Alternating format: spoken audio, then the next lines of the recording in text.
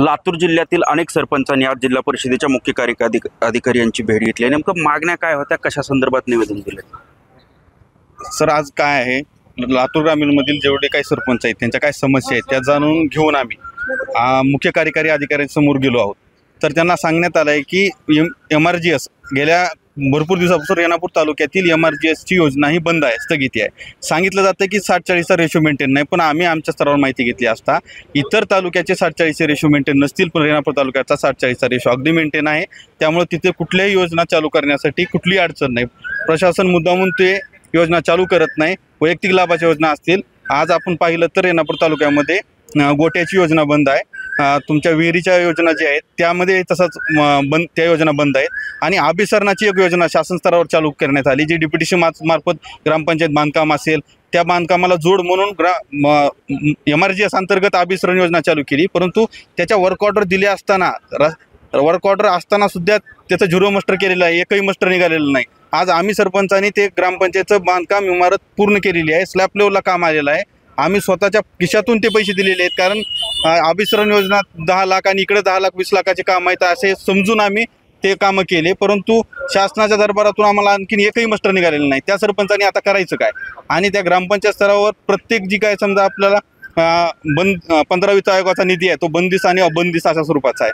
आणि प्रशासन स्तरावरून कुठलंही काम करत असताना जी गरज आहे त्या गावातली ती ओळखून तो सरपंच काम करत असतो. आणि त्यांना सांगितलं असं जातं की तुम्ही 15 वित्त आयोगातूनच काम करा, आणि 15 वित्त आयोगाचा निधी हा बंदिस्त आणि अबंदिस्त अशा स्वरूपाचा आहे. त्यामुळे आम्हाला प्रशासनाला एवढी विनंती आहे की आपण जे कामं शासन स्तरावर आहेत त्याचा निधी व्यवस्थित वाटप करावा, समान निधी करावा. आणि प्रशासनात असं केलं जातं की discrimination on the party basis, म्हणजे पार्टी बेसिसवर डिस्क्रिमिनेशन केलं जात आहे. त्या गावचा लोकप्रतिनिधी हा कुठल्या पक्षाचा नसतो, तो त्या गावांनी सर्वांनी मिळून निवडून दिलेला असतो. त्यामुळे प्रशासनाला माझी विनंती राहील की त्याला समान निधी देण्यात यावा. कोणाही लोकप्रतिनिधीच्या शिफारसपत्राची वाट न पाहता त्या माणसाला निधी देण्यात यावा. आणि असे संवैधानिक अधिकार आणि जो हा निधी असतो हा सर्वांच्या पैशातून टॅक्समधून शासनाला मिळालेला निधी असतो, तो विकास निधी सर्वांना समान वाटप व्हावा याचं देखील निवेदन आम्ही या ठिकाणी भेटून दिलेलं आहे. तसेच घरकुल योजना असतील, वैयक्तिक लाभाच्या जेवढ्या काही योजना असतील शेवटच्या घटकापर्यंत पोहोचाव्यात. याच्यामध्ये जो अपार होत आहे, पैसे घेतले जात आहेत, याला कुठंतरी आळा घालावा या संदर्भातलं देखील निवेदन आम्ही यांना दिलेलं आहे. तर म्हणजे सरपंच गावचा प्रमुख असतो, पण या सरपंचाला आता निवेदन देण्याची वेळ येते. नेमकी ही वेळ काय यावी? कदाचित प्रशासन आणि येथील स्थानिक आमदार यांच्यामधला दुरावा असेल, किंवा मग काय सांगता येत नाही की, कारण अशा गोष्टी होतात पण त्याच्यामुळे सरपंचाचा भरपूर त्रास होत आहे.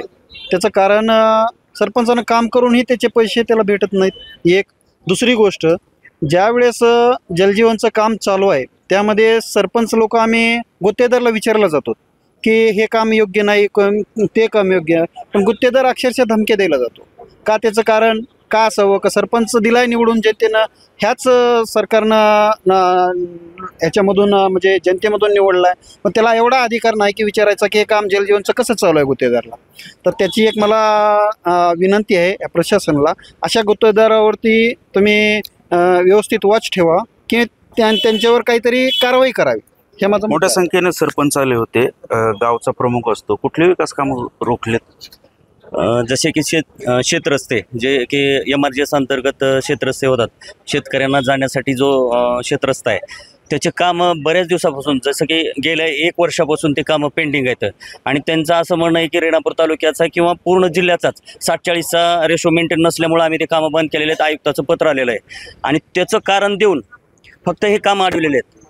आणि खरं तर मला असं वाटतं की या जिल्हा परिषदमध्ये लोकप्रतिनिधी नसल्यामुळं आणि ह्या प्रशासनाचा मनमानी कारभार चालू असल्यामुळं हे विषय समोर येत आहेत. आणि ह्याच्यावर कुणाचंच अंकुश नाही. इथले तर लातूर ग्रामीणचे आमदार तर का काही बघायलाच तयार नाहीत. त्यांनी त्यांच्या विश्वामध्ये गुंग येतं, पण ग्रामीणचे जे प्रश्न आहेत त्याच्याकडे त्यांचं अजिबात लक्ष नाही. आणि खरं पाहिलं तर का, आम्ही गेल्या वर्षी आमच्या गावातले शेतरस्ते वर्क ऑर्डरला आम्ही 2.5 लाख रुपये दिलेत. वर्क ऑर्डरला 2.5 लाख रुपये देऊन सुद्धा आमचे ते कामं पेंडिंग ठेवलेले आहेत.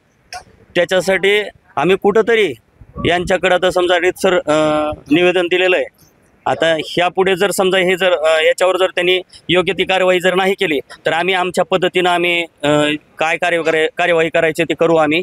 हे एक आम्ही समजा प्रशासनातल्या अधिकाऱ्याला तर भेटलात, मात्र लोकप्रतिनिधीला देखील भेटणं गरजेचं आहे. काय भेटले होते काय उत्तर? नाही, आम्ही लोकप्रतिनिधीला काही भेटलो नाही. आम्ही प्रशासनाला, कारण लोकप्रतिनिधी दुजाभाव करतात, त्यामुळे त्यांना भेटून समजा काही ग्रामपंचायती कोण आहेत लोकप्रतिनिधी? नाही, लातूर ग्रामीणचे आमदार, त्यांच्याकडून दुजाभाव होतो. आणि जर सांगायचं झालं तर समजा आता मी माझ्या गावाहून जर सांगायचं झालं तुम्हाला सांगतो की समजा पोट्यासाठी असतील, विहिरीसाठी असतील किंवा अनेक योजनांसाठी अनेक लोकांकडून समजा संबंधित अधिकाऱ्यांना पैसेही गेलेत, पण कुठलेही कामं त्यांना दिलेली नाहीत. कुठला गोटा दिला नाही, कुठली विहीर दिली नाही, काही नाही. पैसे तर 10,000 15,000 काही म्हणील ते त्याप्रमाणे लोक एक विश्वास ठेवून पैसे देत असतात. पण ही लोक त्याकडे दुर्लक्ष करून पैसे लाटून निवांत आपलं घरी बसून शासनाचं काहीतरी नियमात हे सांगून पळवाट काढायचा प्रयत्न करत असतात.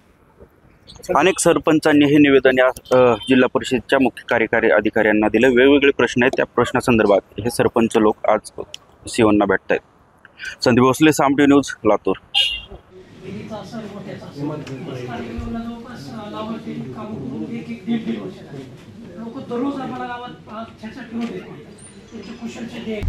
आता isakal.com आहे देशातील नंबर 1 ची मराठी न्यूज वेबसाईट. प्रत्येक अपडेटसाठी isakal.com ला नक्की भेट द्या.